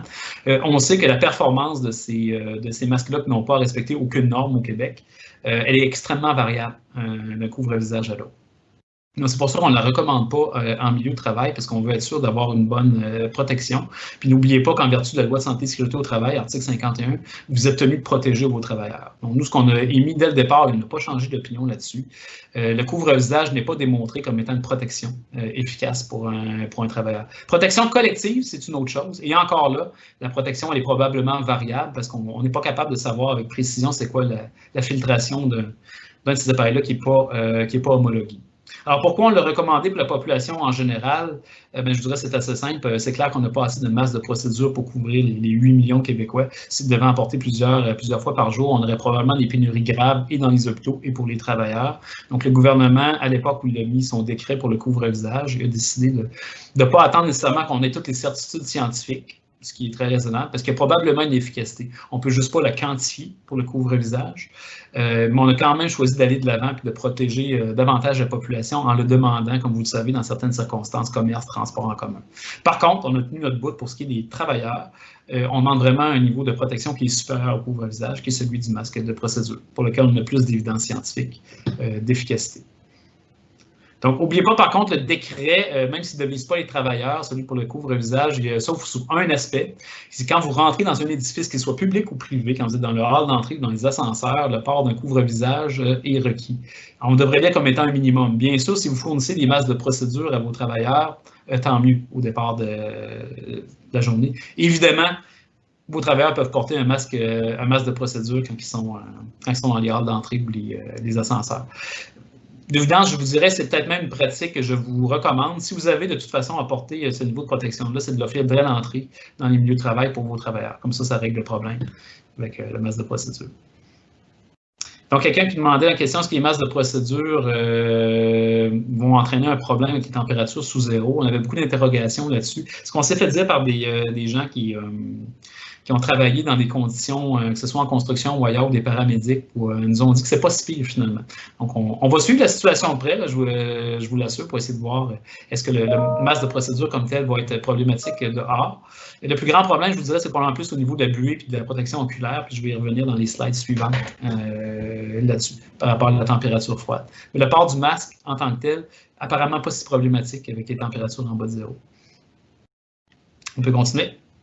Protection oculaire. Nous, on vous la recommande vraiment obligatoire dès qu'il y a un contact à moins de 2 mètres, dès qu'il y a un contact avec la clientèle, des gens qui vont porter des couvre-visages, vous ne savez pas exactement s'ils le portent comme il faut ou qu'est-ce qu'ils portent dans le visage, égale protection oculaire. Donc, vous êtes à moins de 2 mètres, vous avez un contact avec la clientèle, posez-vous pas la question. Et pourquoi on recommande la protection oculaire? Il y a des études qui suggèrent qu'elle joue un rôle dans la prévention de la transmission des infections respiratoires, possiblement aussi la COVID. On sait qu'il y a des récepteurs au niveau des yeux dans lesquels le virus peut infecter. C'est sûr qu'on n'est pas capable de quantifier actuellement à quel point cette voie de transmission-là est importante, mais l'enjeu qu'on a, c'est qu'à toutes les fois qu'on fait des recherches dans la littérature là-dessus, elle vient beaucoup des milieux de soins. Et c'est un package qui vient ensemble. Quand on vous dit que la protection ensemble est efficace pour protéger les travailleurs de la santé dans les études, c'est jamais le masque seul, ça vient toujours avec soit une visière ou des lunettes. C'est comme un package deal qui vient ensemble. On a de la difficulté à départager c'est quoi l'apport de chacun des deux. Donc, pour ne pas prendre de chance, nous, en santé au travail, ce qu'on a recommandé, c'est de garder la protection oculaire, ça vient de là. On sait que c'est un duo qui est efficace. On sait que c'est un duo qui est efficace quand il est porté ensemble, et c'est pour ça qu'on le recommande ensemble. Il y a quand même une exception à cette règle-là, et une seule, c'est quand vous n'êtes que des travailleurs ensemble et que vous portez tous un masque qui est certifié ensemble. Donc, vous limitez la projection des gouttelettes puisque vous portez tous une protection. Donc, à ce moment-là, on peut enlever la protection oculaire puisque tout le monde est protégé, donc il n'y a pas d'émission d'aérosol susceptible d'aller infecter vos yeux. C'est la seule exception qu'on vous recommande par rapport à la protection oculaire. Dans les autres circonstances, si vous avez apporté une protection de type masque médical, vous devez vraiment mettre des lunettes. Maintenant, ceci dit, il y a un gros problème de buée, j'en suis conscient. Donc, comment qu'on peut dealer avec ça? Il existe plusieurs solutions. Il y a des techniques d'ajustement au niveau du masque de procédure, de le monter un petit peu plus haut, de mettre les lunettes, d'essayer de mettre du savon sur les lunettes. Je vous recommande vraiment, avant de crier à l'échec, d'essayer le plus possible des trucs avec la protection oculaire pour voir si elle peut être tolérable. Parce que quand on commence à enlever les morceaux, on commence à avoir une brèche dans nos équipements. S'il faut absolument les enlever, la protection oculaire, parce que vous dites, écoutez, on a tout essayé, Dr. Denis, on a essayé le savon, on a essayé les techniques, comme vous dites, on n'y arrive pas, il y a des problèmes de buée dans les lunettes et ça entraîne un enjeu de sécurité important pour les tâches qu'on exécute. Alors, quand ça arrive, qu'est-ce qu'on doit faire? Dans l'ordre. La protection qui nous apparaît la plus importante, c'est la protection au niveau des voies respiratoires. Donc, gardez le masque. Il faut absolument enlever une pièce d'équipement en premier, c'est les lunettes qu'on devrait enlever en premier. Dans une situation d'embuage, d'avoir seulement le masque de procédure. Si on change de diapositive, on a parlé de la visière seule. Je vous dirais, la visière seule, c'est la dernière des solutions qu'on peut mettre en place. Donc, dans l'ordre, j'aimerais voir vos travailleurs avec des masques de procédure et une protection oculaire. Si je dois absolument en enlever une pour des raisons absolument de sécurité, la protection oculaire d'abord doit prendre de bord, garder le masque de procédure. Si c'est vraiment impossible, le masque de procédure, d'avoir la visière seule, mais c'est vraiment une solution d'exception parce qu'on a très peu de données qui nous confirment qu'une visière seule peut être quelque chose d'efficace pour prévenir la transmission. C'est vraiment la dernière des choses. Sur le vêtement et les gants, je vous dirais, on ne veut pas mettre trop d'emphase là-dessus. Beaucoup plus important d'avoir une hygiène des mains, entre autres par rapport aux gants. Vraiment, ils sont recommandés dans les situations où vous avez un contact avec des gens qui sont des cas suspects ou confirmés de COVID. Donc, c'est vraiment dans ces circonstances-là qu'on recommande d'avoir des survêtements et des gants. C'est que vous savez que la personne est COVID. Vous avez une intervention à faire dans un domicile, par exemple, la personne elle est COVID-19, elle vous l'a dit au téléphone, vous n'avez pas le choix de rentrer dans le domicile, d'avoir un survêtement en ce temps-là peut être une bonne idée, les gants. Parce qu'en général, c'est pour les situations vraiment de soins directs ou qu'on suggère ces survêtements-là. Encore une fois, on ne veut pas trop surinvestir cette idée-là. C'est un peu comme les contacts des surfaces que je vous disais. Beaucoup plus important de protéger ses voies respiratoires et se laver adéquatement les mains quand on fait des interventions. C'est vraiment là qui est le nerf de la guerre. On peut continuer. On l'a déjà dit, c'est bon. Je pense que le message est assez clair. Notion de tandem. Donc, on est en réflexion un petit peu là-dessus. Je pourrais vous revenir. La seule chose pour nous, à tandem stable, parce qu'on l'a permis les duos, entre autres, pour les policiers. Donc, quand les gens sont vraiment à deux, que c'est un tandem stable, on peut se permettre de ne pas avoir de protection pour les interactions à moins de 2 mètres. C'est dans des situations qui sont extrêmement ciblées qu'on peut se permettre ça. Et on a eu des questions, c'est quoi un tandem stable? Parce qu'on s'est rendu compte que ça digressait un petit peu. Un tandem stable, pour nous, c'est 14 jours au moins et plus. Évidemment, parce que tant que vous n'aurez pas fait 14 jours ensemble avec un partenaire, on ne considère pas que vous êtes encore dans un duo stable. 14 jours, pourquoi? C'est la période d'incubation d'un virus, ça n'a pas été choisi au hasard. Donc, ce qu'on vous recommande avant d'avoir une équipe qui est dite stable, c'est de passer 14 jours ensemble avec des protections. Une fois que 14 jours est fait et qu'on continue d'avoir des interactions en duo stable, on peut se permettre d'enlever la protection. Du moment qu'il y a quelqu'un de nouveau, qu'on doit changer un duo, il n'est plus stable, je suis désolé, on commence à zéro le compteur, il faut 14 jours. C'est ce qu'on vous suggère pour l'instant. On est en réflexion là-dessus, ce qu'on devrait permettre d'autres types de cohortes. On vous reviendra quand on aura quelque chose d'un petit peu plus stable là-dessus. C'est bon. Mesure de contrôle pour les personnes vulnérables, je pense un petit peu rapidement, mais écoutez-vous pas, j'ai vu des questions, on va répondre en rafale après ça aux questions qui ont été posées. Donc, on peut continuer. Donc, on attend une mise à jour de ce guide-là incessamment. J'aurais aimé ça qu'elle puisse être publiée pour pouvoir vous en parler aujourd'hui. Ce n'est pas le cas, fait qu'il n'y a pas beaucoup de changements, dans le fond, à vous présenter. C'est pour ça que je vais aller rapidement là-dessus. N'oubliez pas le grand principe, quand vous avez des personnes immunosupprimées ou qui ont des maladies chroniques et que vous voulez les réintégrer au travail, il faut que vous pouvez le faire à condition qu'on peut respecter la distanciation stricte. Si la seule chose qui vous sépare du danger, ce sont des équipements de protection individuelle, ce n'est pas jugé comme étant une protection suffisante pour amener quelqu'un de fragile au travail. Donc, ce principe-là n'a pas changé. Ce qui va changer avec la mise à jour, je vous dirais qu'on a une modulation un peu plus fine. Maintenant, on s'est rendu compte en lisant un peu plus la littérature que il y a vraiment certains groupes qui sont nettement plus à risque que d'autres. On va vous proposer une modulation qui est un petit peu plus fine, puis on va vous permettre de réintégrer certaines personnes qui sont probablement exclues du travail actuellement, mais qui ont peut-être moins de risques qu'on pouvait le penser au départ. Eux, on va probablement leur permettre de revenir avec des EPI. Malheureusement, je ne peux pas vous l'annoncer ce matin là, parce que le groupe n'est pas encore prêt à publier cette position-là, mais ça devrait arriver d'ici 3-4 semaines, je vous dirais. Donc, ça va venir. Cette situation-là va être permise dans certains cas, puis on va vous donner un tableau là, qui va être très clair, qui va vous permettre de voir, selon tel âge, selon telle maladie chronique, la personne, est-ce que c'est sécuritaire ou pas de faire revenir la personne au travail. Donc, ça s'en vient, malheureusement pas prêt. On peut continuer. Femme enceinte, c'est exactement le même principe. Donc, les EPI ne sont pas considérés comme étant suffisamment protecteurs, mais le reste peut l'être. Donc, quand on pense à des postes de réaffectation, vous devez vraiment penser à des postes qui n'autorisent pas les contacts à moins de 2 mètres avec non protégés avec quelqu'un. Mais c'est de même protégé avec seulement un EPI. Ce n'est pas quelque chose qui est jugé suffisant. Donc, vous pouvez consulter les guides qui sont toujours en ligne là-dessus. 70 ans et plus, c'est une situation particulière parce que nous, on n'a pas émis de recommandations spécifiques. C'est le gouvernement qui l'a fait. Le principe est un peu le même, soit à une différence près. On autorise les gens qui ont 70 ans et plus à venir travailler quand c'est volontaire avec des EPI. Je vous dirais, quand vous êtes dans cette situation-là, ça serait bien de demander à la personne d'aller consulter son médecin personnel pour savoir s'il donne le go ou pas. Je vous le recommande vraiment parce que le fait d'avoir de l'âge nous met plus à risque de la COVID et c'est surtout vrai quand il y a des maladies chroniques. Donc, il faut savoir qu'à passer 70 ans, c'est plus que la moitié des gens qui ont une maladie chronique ou une situation d'immunosuppression, donc ils sont déjà visés par les guides précédents dont on parlait dans la diapositive. Si vous avez quelqu'un de 70 ans et plus qui n'a pas de maladie qui est visée par les guides, puis vous voulez savoir, est-ce que je peux faire revenir cette personne-là, je pense entre autres au brigadier scolaire, est-ce que c'est sécuritaire de faire travailler cette personne-là? Ça l'est si vous fournissez les EPI adéquats et si vous avez l'autorisation du médecin. Si vous n'êtes pas certain, ne commencez pas à jouer au médecin, demandez un avis médical pour ces personnes-là, pour savoir si elles peuvent venir travailler. Mais en principe, il n'y a pas d'interdit massif pour ces gens-là s'ils sont en forme. Mais une bonne discussion avec le médecin peut être nécessaire. C'est bon. L'approche par palier, je vous en parle très rapidement. On n'a pas encore modulé nos recommandations en fonction de ça. On est encore en réflexion un petit peu à ce niveau-là. De toute façon, on est en deuxième vague. Je vous dirais que ce qui est sur la table à dessin actuellement, c'est que peut-être quand on va revenir dans le vert éventuellement, on pourra se permettre certaines relaxations extrêmement ciblées.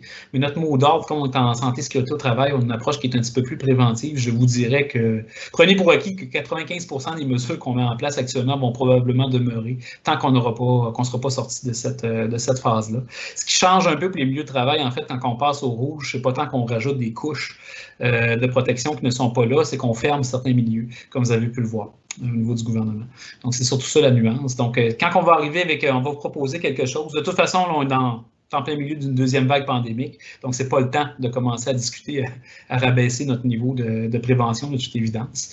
Donc, si jamais quand on va rebaisser un petit peu de niveau, on va passer cette deuxième vague-là, on va s'en reparler. Mais probablement que la modulation ne sera pas si importante que ça. En fait, ce qu'on a en tête, c'est est-ce qu'on va permettre à certaines personnes de relaxer un petit peu, d'enlever la protection oculaire puis le masque de procédure dans certaines circonstances bien identifiées. C'est ça qui est sur la table à dessin actuellement. Donc, on n'a pas encore de changement. Donc, par rapport au palier, en ce qui vous concerne, c'est surtout la fermeture, ouverture de certains services municipaux là, qui sont en jeu, plus qu'autre chose, mais pas tant les mesures préventives au travail qui demeurent les mêmes actuellement. Évidemment, j'en profite en terminant avant de répondre aux questions. Si vous en avez beaucoup de questions, j'en suis convaincu, n'hésitez pas à faire appel à vos équipes de santé au travail dans chaque région. Donc, je vais remonter un petit peu les questions. Je vais voir si on est... celle auquel je n'aurais pas répondu. On parlait de vaccination tantôt. Je vous ai parlé un petit peu que les travailleurs. Est-ce que le vaccin peut avoir des effets secondaires importants selon vous de la grippe? Je ne sais pas si on parlait du vaccin de la grippe ou du vaccin de la COVID. Le vaccin de la COVID est trop tôt pour répondre à cette question-là. C'est sûr que c'est quelque chose qui nous intéresse, puis ça va être vérifié. Virus de la grippe, on sait que le vaccin de la grippe est très sécuritaire, puis il y a quand même relativement peu de réactions secondaires. Ça ne devrait pas trop vous inquiéter pour les travailleurs qui vont le recevoir.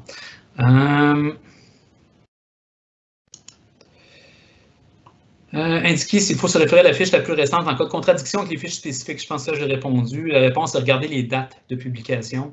Prenez pour acquis que les fiches les plus récentes, s'il y a un message contradictoire, les plus récentes reflètent l'état d'esprit plus actuel. Un peu comme des lois, dans le fond, c'est un peu le même principe. C'est un travail assez énorme de mettre à jour 40 fiches, donc c'est normal qu'il y ait certaines petites imprécisions qui s'accumulent ou des contradictions. Vous référez aux affaires les plus récentes, de toute évidence. Doit-on retirer des contacts étroits, même si ces derniers portaient les EPI nécessaires? En fait, s'ils portaient les EPI, en principe, on ne devrait pas les retirer. Et les EPI complets, en fait, si on porte le masque de procédure durant un contact significatif, la personne n'est pas considérée normalement comme étant un contact étroit. Là, il persiste une petite question, ceci dit, sur est-ce que les deux personnes des deux côtés devraient avoir un masque de procédure ou pas pour exclure quelqu'un. La question n'est pas complètement tranchée, on a un petit débat scientifique à l'interne actuellement. Moi, je vous dirais, au point de vue de vos travailleurs, s'il vous plaît, essayez de minimiser, pour pas que la question se pose, essayez de faire respecter le port du masque de procédure. Parce qu'une chose qui est très, très claire, c'est si les deux personnes, les deux travailleurs portaient chacun leur masque de procédure, il y en a un qui tombe malade, l'autre n'est pas un contact étroit. Ça, c'est clair. Donc, vous n'avez pas besoin de retirer un travailleur qui portait adéquatement et qui n'a pas eu de bris de cette méthode barrière-là. Non. On n'a pas besoin de retirer le travailleur, ce n'est pas un contact significatif. Un cas suspect doit-il être retiré du travail, même si les mesures de distanciation sont en place? Même chose pour nous, vraiment, le cas... Ah, OK, savoir est-ce qu'un cas peut continuer à travailler, je vais essayer de comprendre le sens de la question. Le travailleur est parfaitement isolé dans son bureau, par exemple, tout seul, mais il y a des symptômes. Est-ce qu'il pourrait continuer à travailler? Non, non. S'il vous plaît, prenez pas cette chance-là. Dès que quelqu'un est symptomatique, si c'est un cas suspect, il ne devrait pas être au travail. Il devrait vraiment avoir son test et attendre le résultat du test. Vous jouez vraiment la roulette russe si vous faites des choses comme ça. On essaie de mettre les chances de son côté. C'est vraiment quelque chose qui n'est pas recommandé. Maintenant, si on parle des contacts étroits de ce cas-là, n'oubliez pas, si on a gardé une distance de 2 mètres, pour ne pas passer plus que 15 minutes avec le cas suspect, les gens ne seront pas considérés comme étant des contacts étroits. Donc, si vous suivez vraiment le guide et vous respectez le plus possible la distanciation, vous allez vraiment minimiser le nombre de personnes qu'on doit retirer d'un lieu de travail quand on fait affaire avec des cas de COVID. Les masques KN95. KN95, le gros problème qu'on a, c'est la grande variabilité de qualité d'une batch à l'autre. On s'est fait vraiment brûler un peu les doigts au début de l'année. On a fait certains tests, il y en a qui semblaient être très bons, dont on est arrivé sur d'autres batchs de KN95, ça ne valait même pas un masque de procédure. Donc, on ne pourrait recommander ces masques-là, je vous dirais actuellement. Le problème, c'est quand même d'une boîte à l'autre, dans un même lot, des fois, est-ce que le laboratoire de l'IRSST nous a dit qu'il y avait des variations de qualité. Donc, c'est triste, c'est malheureux, mais je pense qu'on a eu des gros problèmes de constance de qualité chez ces masques-là. On m'a rapporté aussi beaucoup qu'il y avait des problèmes de fit avec plusieurs de ces masques-là, qui n'est pas nécessairement le matériel filtrant qui était en défaut, mais c'est que c'est des masques très particuliers, il était très difficile d'avoir un bon fit test avec ces masques-là. Donc, ça venait ni plus ni moins qu'un masque de procédure ou équivalent à un masque de procédure. Donc, rendu là, nous, on ne pouvait plus le recommander une fois qu'on a mis ce doute-là sur la place. C'est pour ça que nous, les KN95, malheureusement, ce n'est pas une solution pour nous actuellement. Donc, on a parlé de la condensation dans le masque là, pour cet hiver. Donc, d'après les expériences qu'on a eues, comme je vous dis, le masque porté seul à l'extérieur, température en bas de 0, ne semble pas être si pire que ça avec la formation de givre. Quand on met une protection oculaire, c'est là que ça se complique. Donc, on verra. Essayez de garder en tête le guidelines que je vous ai dit. S'il faut absolument enlever une des protections, la protection oculaire devrait être sacrifiée en premier. Est-ce que la protection oculaire doit être conforme à la norme CSA? Pour le virus, non. Ça, c'est une question qui est importante. Les gens ont des lunettes, par exemple, de prescription. Est-ce que c'est suffisant? Mais si on rajoute des petits panneaux latéraux, ça peut être satisfaisant. Si c'est juste pour le virus, la réponse est non, évidemment, parce qu'il n'y a aucun enjeu de sécurité de ce côté-là. Par contre, si vous êtes dans une situation où vous avez besoin de lunettes de protection pour des risques physiques, bien sûr, vous devez continuer à avoir des lunettes certifiées CSA. Si vous avez un risque de projection, par exemple, dans un atelier, c'est pas adéquat d'avoir des lunettes de protection, ça ne change pas. Mais si c'est juste le port d'une protection oculaire en raison du virus, on n'a pas besoin d'avoir de certification. Elle est là pour un risque de sécurité et non pas un risque virologique, cette certification-là. Donc oui, c'est acceptable. La CCST l'accepte d'ailleurs quand c'est dans cette situation-là que je vous décris. On continue un peu les questions. Est-ce que le virus peut être présent dans les eaux usées? Il est présent dans les eaux usées. Par contre, il n'y a aucune démonstration de transmission par cette voie-là. Ça n'a pas changé les niveaux de recommandation qu'on faisait. Les recommandations usuelles qu'on utilise dans les usines de traitement des eaux n'ont pas changé. De toute façon, dans les principaux points où il y a plus d'exposition, il y a souvent déjà une protection respiratoire qui est recommandée. C'est toujours le même niveau de protection qui est recommandé selon les postes. Il n'y a pas eu d'ajustement à faire en vertu de la COVID-19. La concentration n'est probablement pas suffisante pour être un enjeu réel de santé publique, je vous dirais. Le seul intérêt même qu'on a avec le virus dans les eaux usées, oui, c'est vrai qu'on peut le mesurer. Ça ne veut pas nécessairement dire qu'il est infectieux, mais on est même en train d'étudier la possibilité de tester le virus dans les eaux usées, plus dans une perspective de savoir si ça pourrait nous indiquer qu'une vague épidémique s'en vient. Donc, sachez qu'il y a des chercheurs qui sont en train de faire des recherches là-dessus fort intéressantes. Mais côté sécurité, je vous rassure, il n'y a pas vraiment d'ajustement à faire là, par rapport aux mesures de sécurité qui sont déjà en place actuellement. Est-ce que le virus peut être... Est-ce que les gens portent des pessants? Bon, les pessants, oui, tout à fait correct pour la protection contre le virus, de toute évidence. Dans les caserne pompiers temps partiel, c'est quoi les obligations pour le masque? Je suis obligé de porter le masque en tout temps, les véhicules de la caserne. On est en réflexion un petit peu là-dessus actuellement en niveau pandémique. C'est sûr que le moins de mixité qu'on peut se permettre dans les casernes, le mieux c'est. Donc, je sais qu'on est passé beaucoup sur des modes de 24 heures comme horaire. On essaie de limiter les échanges de pompiers entre casernes. Ça devrait être le premier principe qui nous guide le moins possible, s'il vous plaît, de ces échanges-là pour éviter d'avoir des bris de service. Port du masque de procédure durant le transport des pompiers, on est vraiment en réflexion là-dessus. Si vous voulez mon avis, ce ne sera probablement pas une mauvaise idée actuellement ainsi que dans le port de la caserne. On n'a pas encore complètement abouti nos réflexions. On va essayer de vous revenir assez rapidement là-dessus. J'en prends bonne note. Si jamais vous voulez, dans votre municipalité ou avec votre corps de police, de pompiers, excusez-moi, vous décidez d'aller de l'avant avec le port de masque de procédure, je vous dirais que ce ne serait pas une mauvaise idée dans les circonstances, parce que ce qu'on sait, de ce que les pompiers nous ont rapporté, c'est difficile de maintenir vraiment une distanciation, évidemment, de 2 mètres dans une caserne. Puis c'est impossible dans un camion lorsqu'on s'en va vers l'incendie. Je pense que certains services ont commencé à les porter d'ailleurs dans ces circonstances-là. Partager les ustensiles, les articles de cuisine, c'est lavé après chaque. Quand c'est lavé, un ustensile, normalement, il doit être propre, le détergent dans une eau Une bonne eau de vaisselle assez chaude, il n'y a pas trop de problème. Une fois qu'on a lavé la vaisselle, le détergent devrait tuer au-dessus de 99% du virus. Donc, pour moi, ce n'est pas une situation qui va être problématique. Évidemment, pas partager des ustensiles qui ne sont pas lavés, bien entendu, mais ça, vous vous en doutiez. Usage d'un aspirateur pour nettoyer les tapis. Pourrait-il être question de remettre en suspension le virus dans l'air? Aucune démonstration que ça a été prouvé dangereux. Si vous voulez absolument vous rajouter une couche de sécurité, mais honnêtement, il n'y a pas de suggestion dans la littérature qui nous disent que ça devrait vraiment être ça. Il existe des filtres EPA qu'on peut mettre sur des balayeuses. Ce n'est pas nécessairement une mauvaise idée. Mais je vous dirais, ne surinvestissez pas cette idée-là. C'est vraiment loin d'être démontré que le virus qui est sur une surface, on le remet dans l'air, ça va contaminer quelqu'un. C'est un long shot, je vous dirais. Mais c'est un problème qui est une solution simple en même temps, qui n'est pas très coûteuse. Puis la plupart des aspirateurs ont des modules pour mettre des filtres EPA.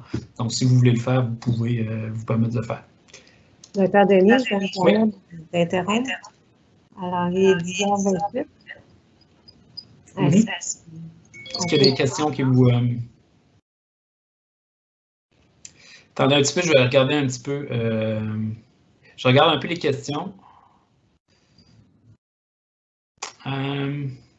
Pourquoi 14 jours alors que c'est 10 jours maintenant pour l'isolement? Il y a peut-être une remarque ici que je regarde les questions puis je vais peut-être arrêter sur les plus importantes. Ne confondez pas la période d'incubation avec la période de contagiosité une fois que vous avez la maladie. L'isolement à 10 jours, je sais qu'il y a beaucoup de mélange là-dessus. Le 10 jours, c'est dans une seule circonstance, c'est quand vous êtes malade, donc vous êtes vraiment un cas. On sait que la contagiosité diminue rapidement, donc ça, c'est 10 jours. Par contre, ce qui n'a pas changé, c'est la période d'isolement préventif, quand vous êtes un contact. Donc, si vous êtes un contact et vous pouvez incuber le virus, ça peut prendre jusqu'à 14 jours. Ça, malheureusement, ça n'a pas changé. On ne peut pas raccourcir cette période-là. Donc, le cas, lui, va partir pour 10 jours une fois qu'il est confirmé, mais ses contacts, eux, vont partir pour 14 jours quand ils vont être en isolement. 14 jours, parce que c'est le temps que ça peut prendre avant de développer la maladie. Donc, c'est ça la différence, elle demeure là. Quand on parle de duo stable, ce qu'on veut se donner, c'est vraiment une période d'incubation. De différence pour être certain que les gens n'ont pas développé la maladie une fois qu'ils sont ensemble dans un contexte stable. Ce qu'on remarque beaucoup, la transmission, elle est beaucoup le fait des gens qui sont juste avant la maladie. Je vous dirais, il est là le nerf de la guerre. Si les gens se transmettent la maladie alors qu'ils ne savent pas qu'ils sont encore infectés, ils n'ont pas encore développé les symptômes, c'est le grand classique. C'est ça qu'on veut éviter vraiment tout près. Je pense que on va être obligé de conclure là-dessus. Les questions qui restent, c'est sûr que nous, on va les regarder. Je m'entends en écho. Alors, comment c'est ça? Vous m'entendez? Quand je vois certaines questions ici, puis, entre autres des CPAP dans les casernes, sont des questions très spécifiques. J'ai manqué un petit peu de temps dernièrement, mais on va essayer de revenir là-dessus. Là, je sais que ça a été soulevé là, pour les pompiers. Je regarde un petit peu les autres. Ça, c'est qu'on va les adresser. Les autres fois, on va les mettre sur notre site web parmi nos informations qu'on met sur le site. Tout à fait. S'il y a des questions, on pourra continuer. Je vais juste rassurer les gens. Il y a peut-être des questions auxquelles on n'a pas répondu tout à fait qui ont été notées ici. On pourra continuer après le webinaire. Je vais regarder avec l'APSAM. C'est ces questions-là qu'on pourra répondre, comme tu le disais, Denise, puis les mettre sur des réponses là, pour vous. Alors, un gros merci, Dr. Denis. Encore une fois, ça a été très intéressant. J'espère que cette présentation vous sera utile, qu'elle vous soutiendra dans vos efforts pour la mise en place des mesures de contrôle dans vos milieux de travail. Naturellement, on l'a dit, mais je vous encourage à consulter notre site web régulièrement. Le webinaire, comme on disait, et la présentation vont s'y retrouver dans quelques jours. Si vous avez des questions, des interrogations, n'oubliez pas, nos conseillers en prévention sont disponibles pour vous soutenir à distance. Vous trouverez les coordonnées de votre conseiller régional directement sur notre site web. Finalement, toujours sur notre site, vous pourrez constater que notre offre de formation est de plus en plus adaptée au contexte, c'est-à-dire que les formations se donnent en mode virtuel. C'est tout pour nous. Je vous remercie beaucoup. Je remercie notre équipe aussi qui a soutenu toute l'organisation de cet événement. J'espère que ça vous a plu. À la prochaine. Merci.